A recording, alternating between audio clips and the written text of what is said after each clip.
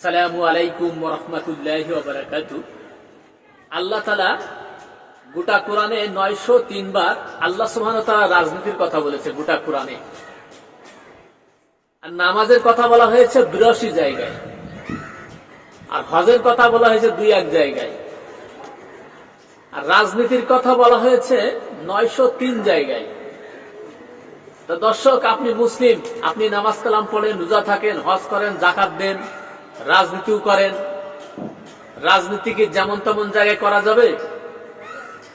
কোরআন এবং হাদিস থেকে যদি আপনি রাজনীতি না করেন, আপনি তো মুনাফিক হয়ে যাবেন। মুনাফিক হয়ে আপনাকে সোজা জাহান্নামে চলে যেতে হবে। ইন্নাল মুনাফিকিনা ফিদ দারকিল আসফালি মিনান নারি ওয়া লান তাজিদাহুম নাসিরা। নিশ্চয়ই মুনাফিকরা জাহান্নামের সর্বনিম্ন স্তরে অবস্থান করবে। তারা কোনো বন্ধু পাবে না এবং কোনো সাহায্যকারী পাবে না। আপনারা অনেকে বলেন